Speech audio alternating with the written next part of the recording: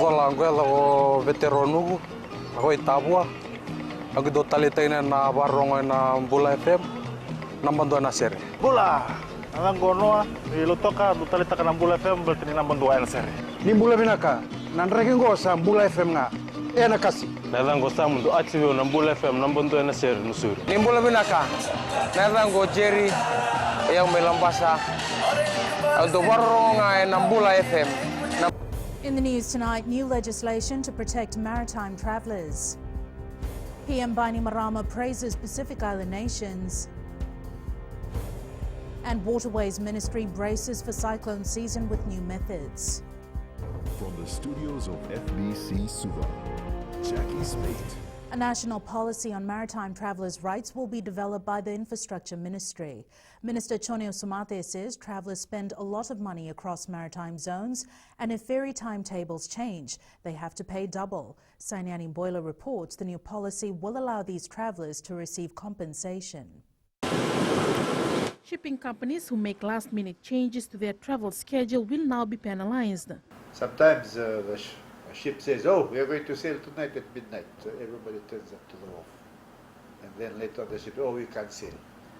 We'll come back tomorrow afternoon. But people have spent money to come, there's nothing that's done for them. No, they have become the victims of those sorts of things. The proposed legislation will mean shipping companies have to compensate travelers for any significant changes to the traveling times. Maritime travelers' rights, we look at what are the rights of the people that are traveling on these ships. If something goes wrong, should they be compensated? So these are some, like they do for airlines. I think it's about time maritime travelers are compensated. They have been victims for so many years. I think this new policy will help a lot with maritime travelers. This will make travel much easier for those that use maritime shipping services. The ministry is also working on a ship road licensing to ensure that all ships depart from various wharves according to their schedules. Sainiani Boiler, FBC News. Prime Minister Vurenge Bainimarama has commended the efforts of the Pacific Island countries, who he says emerged as champions for the interests of all island citizens at the recent United Nations General Assembly, which concluded over the weekend. Bainimarama also commended the efforts of Team Fiji, signalling out the young Fijians whose purpose, perspective and impassioned activism set the tone at the climate summit in New York. Maggie Boyle reports. Supported by the UNSG's Antonio Guterres' personal commitment to the well-being of small states, the Prime Minister said the Pacific Island leaders drove the international narrative on resilient development. Fiji made history, with Bainimarama the only world leader chosen to speak at all 5 main summits of the UNGA. The Prime Minister said it is through impassioned pleas and future-focused commitments that Pacific Island countries filled the void of climate leadership left by the world's largest carbon polluters who have yet to commit to carbon neutrality by 2050. Using a series of high-level interventions to reframe pressing global conversations around the urgency of the climate crisis, Pacific leaders, he said, led the way. The Prime Minister highlighting that the message is clear. We are suffering, our people are dying, and only decisive climate action will save us. Bainimarama also commended the passionate leadership of Team Fiji to try to solve one of the greatest challenges of our time, in particular calling out the young Fijians that took center stage to share their stories. The voices of Timothy, Genevieve, Tyler, Komal, Anne and Manvik, he says, pointed out the bleeding obvious to the world. Words are cheap, but action is priceless. Maggie Boyle, FBC News. As the cyclone season approaches, the Ministry of Waterways is busy ensuring that flood-prone areas have defence against the elements ready. Various measures have been taken, but the communities must inform the government early if they need dredging, clearing of drains or other measures. Edwin Nund reports. The authorities expect more rainfall once Fiji enters the cyclone season in November. Data that we have shows that the intensity and volume of rainfall is increasing both, so which means that we need to increase the capacity of the waterways. The ministry has spent the last 2 years dredging rivers in flood-prone areas. It's also brought in machinery to clear rivers and block drains, which are a major cause of flash flooding. There are also new dams to hold floodwaters. Retention dams in upstream in Nendi, the 2 rivers, so that if there is a major influx of new volume of water, then the dam will retain that and release it slowly. So likelihood of flooding in the lower floodplains will be very low. Our commissioners on the ground and the directors to work with smarter, work with partnership, especially working with communities who have great wealth of resources. The Waterways Ministry is looking to initiate a long-term flood mitigation plan by studying rainfall patterns and historic flooding data. Government officers will also visit flood-prone communities to see that all preparations are in order. Edwin Nand, FBC News. More women are now freely discussing domestic violence issues and sharing their stories to empower other women. The Rural Women Leaders Community Media Network is dedicated to stopping domestic violence and abuse. It encourages women who shy away to speak out about violence. Koroi Tandulala reports.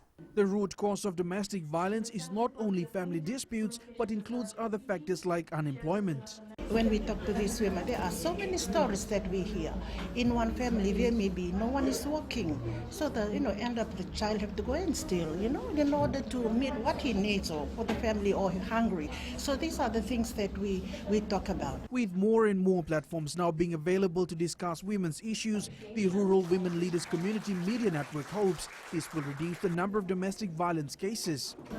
We have our own community radio station that is based in Suva. We continue to document voices of women. So when they attend for the first or second time, they are really shy to speak. But as continuous, when they come to attend and they hear from other women, Losan has mentioned, we have a diverse group of women. We don't just focus on women, rural women. With more and more platforms being made available to discuss women's issues, the Rural Women Leaders Community Media Network hopes this will help reduce the number of domestic violence cases. The Pacific region on its own has some of the highest rates of violence against women recorded in the world.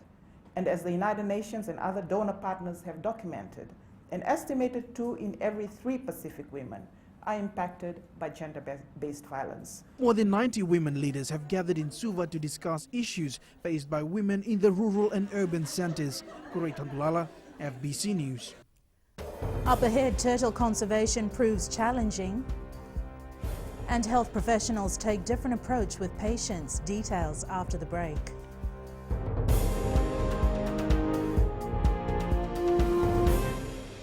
Bula, I'm Miri, I'm from Lotoka and I love Gold FM because they play all my classic hits. Hi, my name is Fiona from Tavua and I love listening to Gold FM, only the classic hits.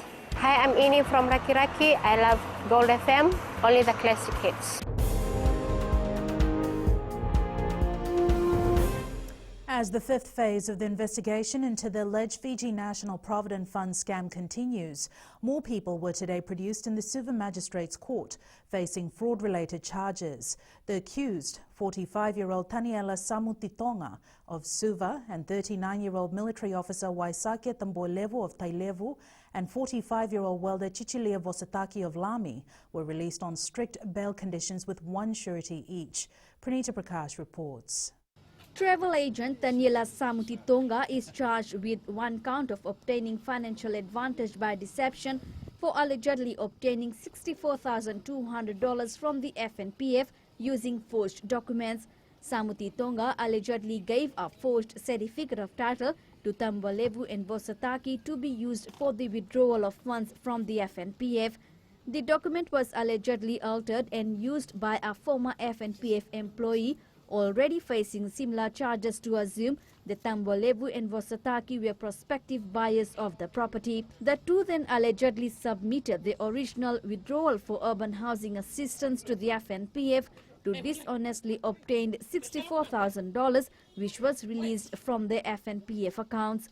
Tambolevu is charged with 1 count of using forged document and 1 count of obtaining financial advantage for allegedly obtaining $5,000 from the FNPF. Vosataki faces the same charges for allegedly obtaining $12,000 from the FNPF. All 3 have been ordered to report to the nearest police station every Saturday, not to reoffend and to surrender their travel documents. The matter has been adjourned to November the 5th for plea. Pranita Prakash, FBC News. Trying to conserve turtles whilst meeting the demands of our traditional obligations is a challenge. This was one of the major talking points at the Fiji Sea Turtle Conservation Workshop in Nasese, Suva. Ali Kimbia with the details. The preparation of a recovery plan is a way forward to protect our sea turtles. There's been issues with enforcement, compliance, but this one-day meeting today enables the stakeholders just sit down, have a look back what works, what needs to be done. Many coastal villages consider turtle meat as part of their food tradition, and the fight to conserve it may not come easy.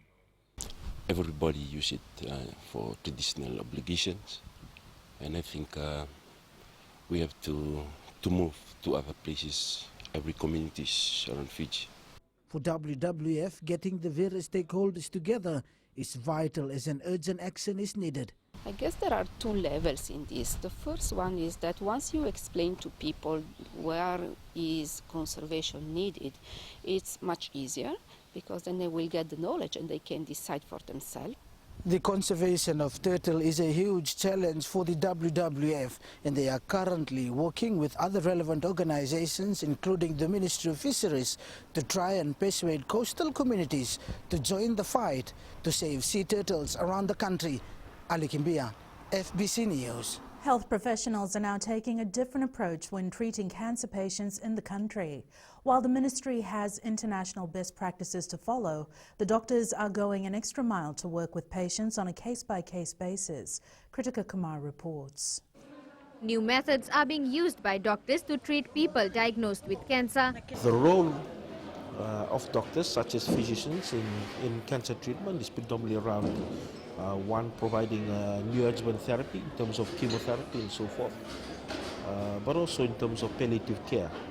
And that is something that I'm very pleased to see that we're doing better now than we used to do before. The health minister says his ministry is keen to improve the professionalism for the health sector. Health professionals that look after cancer, they're also beginning to understand who is the Fijian patient, what entails a Fijian patient.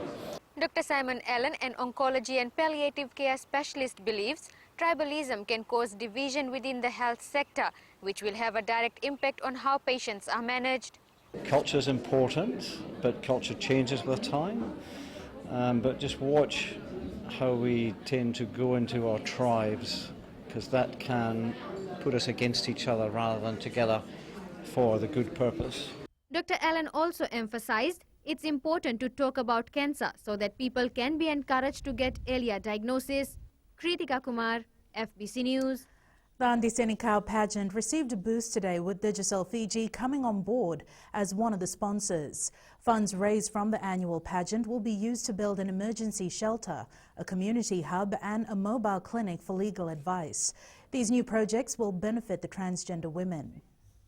So we're very grateful to have a partner such as Digicel on board supporting this cause for community development as well as in terms of advancing the rights of transgender women in this country. With Digicel Fiji as their communications partner, I know that this is very much looked forward to part of the calendar. The Andiseni Cow pageant will be held in November in Suva. And Kelly joins us now with the latest from business. Thanks, Jackie. Coming up after the break. Work on multi-million-dollar development progresses.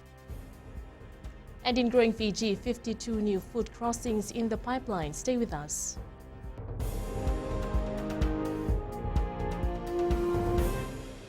Hi, I'm Shamiza. And I'm Salma. We're from Nandi and we love Mirchi FM because it's hot. My name is Rajnita Lata and I'm from Vatulaloba. और हम सब मिर्ची FM सुनता है because it's hot. Hi, my name is Vinita. I'm from Lambasa. I love listening to Mirchi FM. It's number one. हमारा नाम सागर रेड्डी है. हम लोग स्कूल में, हम लोग घर में और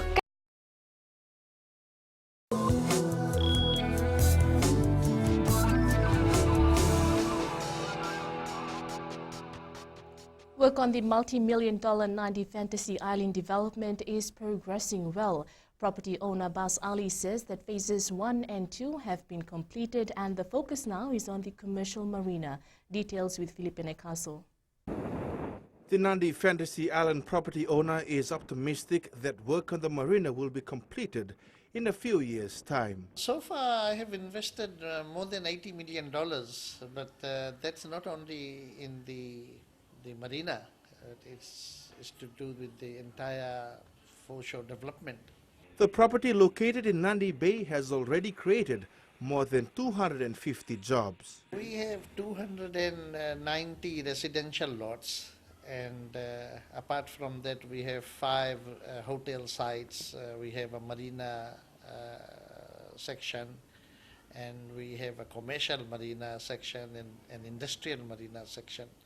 A convention center and a bus transfer facility was opened over the weekend. I must congratulate Mr. Abbas and the directors for the huge work that they have carried out. I saw it from inception, in middle of its inception, and throughout till before I joined politics. The Fantasy Island project is expected to be completed in another 4 to 5 years' time, and once works are all done, more than 1,000 jobs will be created. The owner of the development also says that the property will have direct competition towards Denarau and Naisoso. Philip Naikaso, FBC News. Gary from HFC Bank joins us with the latest from the stock market. Let's review the trading on the local stock market last week. The market saw more than 991,000 shares exchange hands in 49 transactions valued at over $1.3 million. 12 entities recorded market activity on the SPX trading platform and 7 recorded price changes. Amalgamated Telecom Holding shares fell by 7 cents, ending the week at $2.93, while Contiki Finance decreased by 1 cent to 99 cents. Port Denarau Marina shares rose by 16 cents to $1.85, while RB Patel Group recorded a growth of 2 cents to $9.02. Vision Investments decreased by 21 cents and ended the week at $4.32, while Fijian Holdings had a downward movement of 1 cent to $1.24. And BSP convertible notes decreased by 50 cents, ending the week at $23.50. Following these share price changes, the overall market capitalization decreased by 1.44% and ended the week at $3.4 billion. And that's a wrap from our local stock market. Minaka. Thanks, Gary. Here are today's exchange rates as set this morning. A mixed day on the forex market for the Fiji dollar. It rose against the US greenback, the Kiwi dollar, the PNG kina and the euro, but slipped a little against the other currencies we cover. On the commodities market, oil continued its very slow descent, but it's still above $56 per barrel. Gold dropped more than $10 and silver closed down at $17.44 per ounce.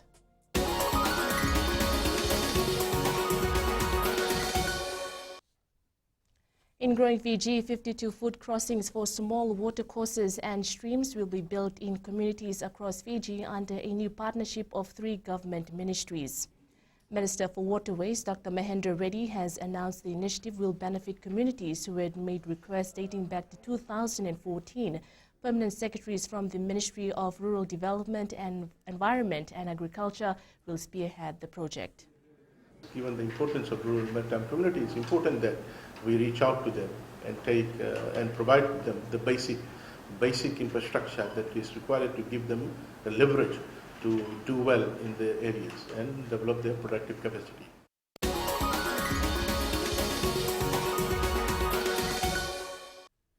That's it from Business Tonight. Sports is up next with Jamie. Thanks, Kelly, and good evening in Sports Tonight. Flying Fijians remain positive, and Fiji Under-23 map plan for New Zealand. Details after the break.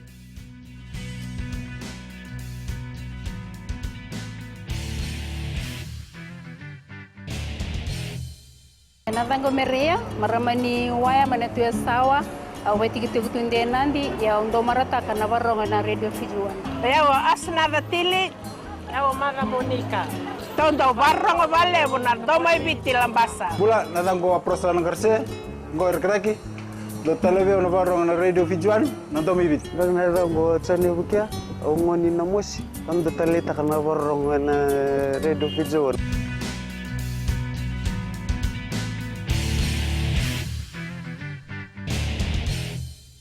Flying Fijians have moved base camp to Osaka ahead of their next Rugby World Cup pool match against Georgia. Head coach John McKee put the players through 2 grueling training sessions yesterday and was satisfied with the effort and commitment from the squad. McKee will name his team to play Georgia tomorrow, which will most likely see a majority of the same players that featured against the Wallabies in their first pool match.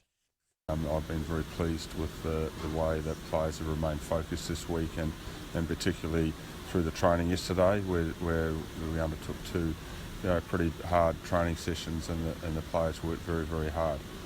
Of course, what will count is our performance on Thursday. So we've got to transfer that good training performance and potential into match-winning on-field performance.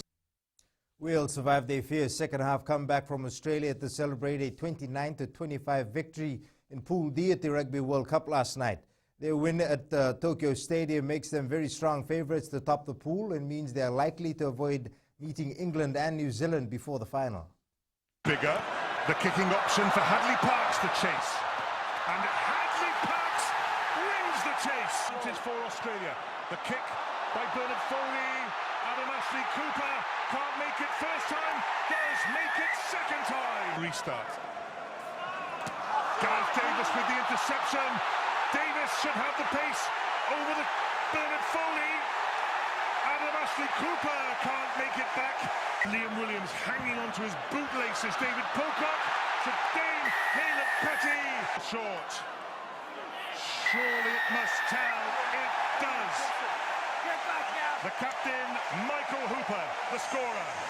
It was a really tough match. I thought we played pretty well in the first half, and spoke at half-time about making sure we came out and continued to play.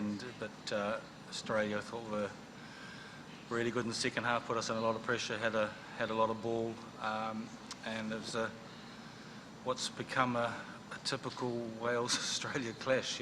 Going down right to the wire. But I thought our players showed some great composure. I thought the bench gave us some real impact as well. Meanwhile, Wallabies coach Michael Cheika was dumbfounded at the referee's decision-making in his side's dramatic loss to Wales. Most rulings went against Cheika's men, most notably when centre Samu Kerevi was penalised for raising his forearm to the chest of replacement Welsh 5'8" Reece Patchell. Mate, they all seem spooked. Like, everyone seems worried about, they're all worried about stuff so much. I'm not sure why they're worried. Players aren't worried. But then it's affecting everything else on the field as well. Decisions on all types of crazy stuff. And then I heard that the English guy got off at the suspension thing. I go, wow. So, I haven't really said anything there, have I? I just made a whole bunch of... But, it shows, if you're not sort of confused, then, maybe the lights going out at the end was a bit of a symbol. Look, I play hard. Just trying to get through him, I guess. I guess the way how high he was tackling, I guess it was just connected where obviously it's not reasonable in the eyes of the ref. But that's just the ruling of it, I guess. That's where rugby is heading. It's disappointing because I've been doing that my whole career, so for me to get penalised in that, I was really down in dumps because I felt like I let the team down. 3 points is crucial here in the Test footy, and especially hit the World Cup. So really disappointed about it. I'm disappointed more in myself, and I respect the referee's ruling, but I might just have to look at NRL. Georgia's front five brought Uruguay back to earth by laying the foundations for a powerhouse 33-7 victory in their Pool D game. The South American celebrations after upsetting Fiji must have seemed a world away as they had to answer to Georgia's big men. Here are the tries. Dadze, bit of width on the ball. Here's Hamaladze, and in goes Tonua. Georgia, they will be liking the look of this if they have control of it. Here's Girogadze. It's a try from Arato, a lovely line from Silva, and here's the first try for Uruguay, Virasaca. With a little bit of assistance here from Girogadze, this is looking ominous for Uruguay. It's the bonus for Georgia. It was always going to be difficult for them to last 80 minutes, and so tough first half, but we sort of just made sure that we kept on doing what we were doing, and as I said to the boys, is that they'll tire in the second half, and so that's pretty much how it happened. So I think we scored, I can't remember, about maybe 20 points in the second half, I think, or something like that. Tonight, Samoa meets Scotland in the Rugby World Cup, with the Pacific Islanders out to break an unwanted record. Scotland have beaten Samoa 3 times at Rugby World Cups, including the last edition of the tournament. This from TVNZ. It hasn't been an easy week for Steve Jackson and Manu Samoa. Emotionally for the two players that had to go through what they went through, and then obviously to try and not only pick them up, but also pick up the group. That disappointment at least partially offset by the return of 2 Samoan skippers, Jack Lam and Piula Fa'asalele. The Wellington-born, Auckland-raised Fa'asalele, who plies his trade in Stade Toulouse in France, having to overcome a broken arm in just a matter of weeks. He cruelly missed out on the 2015 tournament with an injured knee, but now aged 31, looks set to finally make his World Cup debut off the bench. One day you can be up there high, and next day it can be taken away from you. So I know it's a serious game now and it's professional, but can't forget to enjoy it, and I'll tell you now, come tomorrow, I'll enjoy it. And with Japan shaking up their group in Shizuoka last night, Samoa are determined to keep the upsets coming. It's going to be a great battle tomorrow, and as I said before, there's 23 highly motivated. But if Japan's performance will galvanise the Samoans, it will also put Scotland on full alert. We have responsibility when we're involved with the national team to give our best. The players are aware that you may not get another opportunity. Hoping to play his part is Kiwi-born Blade Thompson, making his first World Cup start at the back of the scrum. With Scottish hopes of qualifying already hanging by a thread, they can't afford anything but a convincing win. The All Blacks are getting ready for their second match of the World Cup against Canada in a city close to the hearts of many Kiwis. Beppu has a strong love for rugby and is a sister city to Rotorua. This from TVNZ. Beppu has an outsized love for rugby, a passion developed over decades by Kenji Nishi. I really want to scream and being proud to be All Blacks is in here in Beppu. The All Blacks welcomed as honoured guests this week. I just feel like very special moment, and it's just like dreams came true. 30 years ago, I didn't even think about if this is going to be happening in this Oita in Beppu. A thriving rugby relationship with New Zealand has grown up over 30 years. All Blacks, including Grant Fox and Jamie Joseph, spending time promoting the game and our country. And this place, known for hot springs and mud baths, is twinned with Rotorua. It's built on geothermal and tourism, and in the later years rugby. And we have a schoolboy rugby exchange every year, and that's where we share the passion for the game. At university, the students have a former Japanese international coach and a Kiwi teaching English. They've been doing a lot of awareness campaigns about rugby rules. Like on the television, if the penalty blows his whistle, you'll have a little explanation at the bottom of the screen which explains the offside rules. Oita is hosting 5 World Cup games. It doesn't really make sense. It's a miracle that we've got the All Blacks, the Wallabies, I think Wales and Fiji. Yep. I'm amazed the organisers pulled it off. There's little doubt over who the local supporters will be backing. Who does he think will win? New Zealand. Fijiana women's sevens coach Sayasi Fuli says the team is better prepared for the next 7 series. Fuli, who joined the setup halfway through the last season, has been doing a lot of work with the squad ahead of their first tournament.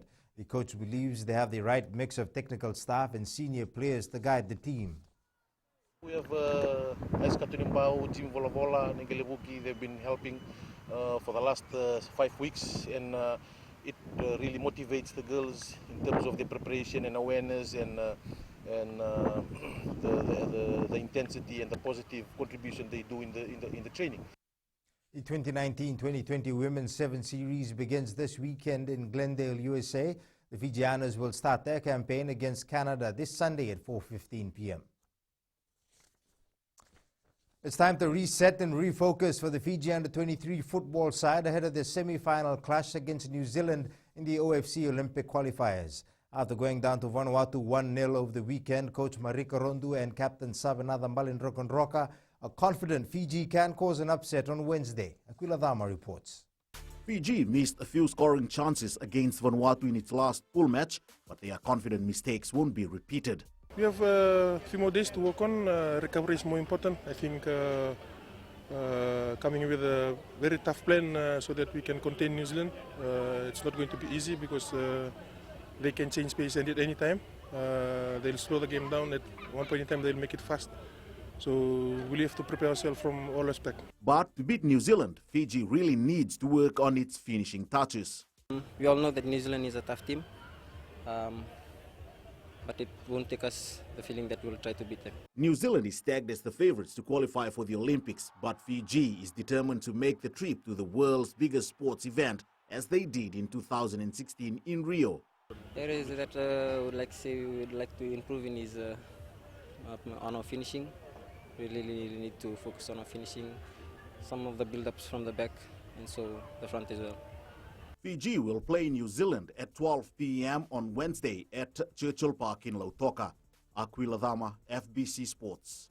Lambasa has stepped up its preparation for the upcoming Courts Inter-District Championship. After being boosted with the sponsorship of Suntex Supermarket over the weekend, Lambasa aims to continue its fine form from the Battle of the Giants tournament. Aquila Dama with this report. The defending Battle of the Giants champion are continuing to fine-tune their skills at training, knowing they are in a challenging pool for the IDC that will be played next week. We are in the tough pool, but we will try to maintain our record that was in BOG, as we have won the BOG, so we'll want to still maintain our game so that we win the IDC. Winning the IDC will come with a lot of sacrifices and commitments, which are in Lambasa's favor at the moment. Preparation is going well. We are having we have a set program for the players, a program for a week by week, where we have 2 sessions.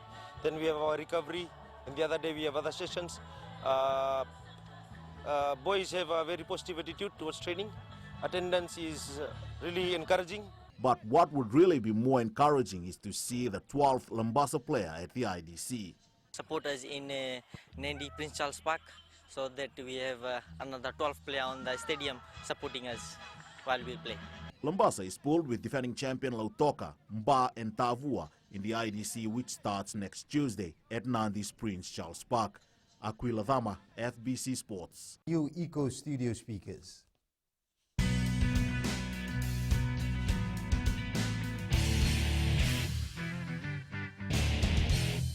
रहता है, हमारा नाम उमेश कुमार, हम रहता है लेबू और radio Fiji में हरदम सुनता है, बहुत पुराना गाना लगे और बहुत रोते सुनता है, बहुत अच्छा लगे हमको। उमेश चंद्रा और कांता चंद्रा हमारा वाइफ है।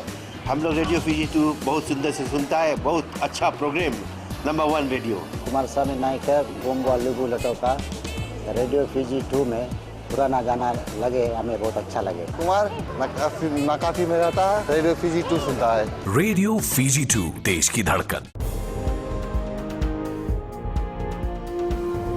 We join Angie now with the latest in weather.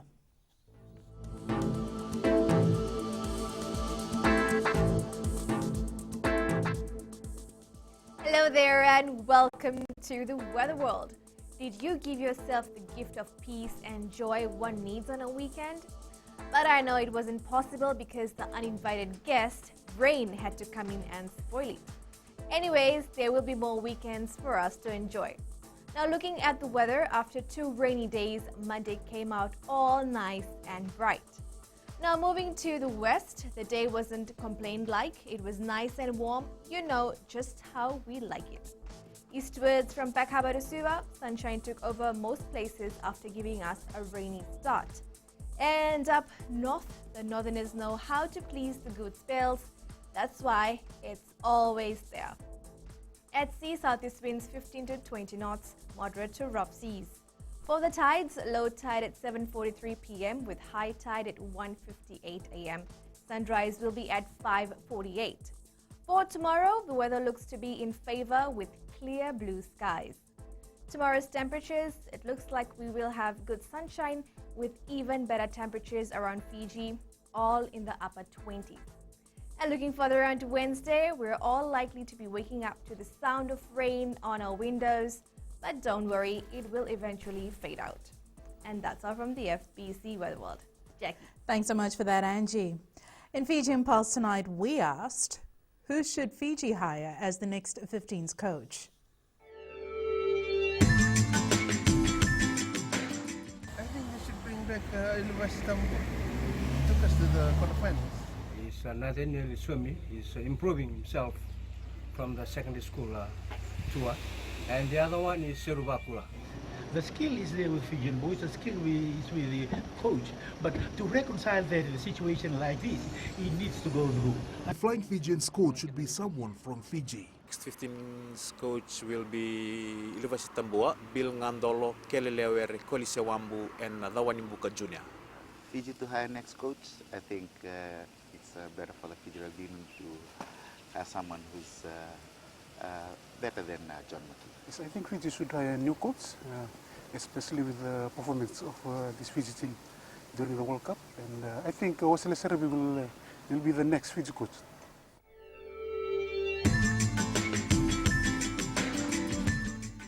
Recapping the main stories for tonight, new legislation to protect maritime travellers.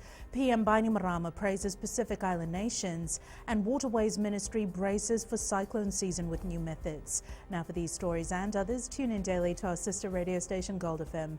Our poll question last week, we had asked, should match officials who make blunders at Rugby World Cup be severely reprimanded? 73% said yes. This week we're asking, is rugby union becoming too reliant on video refereeing? Visit our FBC website to answer. And our shot of the day, sent in by Avinash Kumar, saying, don't forget beautiful sunsets need cloudy skies.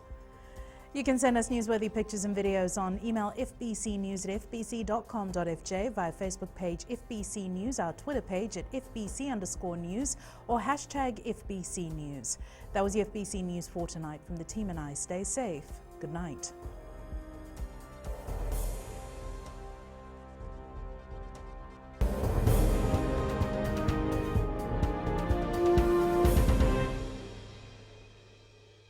Mulai here in Tavua, we love Today FM. Today FM rocks. Bulaminaka, I'm Linda Fong. I studied Suva. I love listening to Today FM because they play latest music and they rock. Hi, my name is Osnate. I'm from Ba. I love listening to Today FM. Today FM rocks. Bula, I'm Makereta from Nandi. We love listening to Today FM. Here in Nandi, it rocks. Hi, I'm Shania. I'm from Lotoka and I love Today FM and it rocks. Today's hit music on Today FM.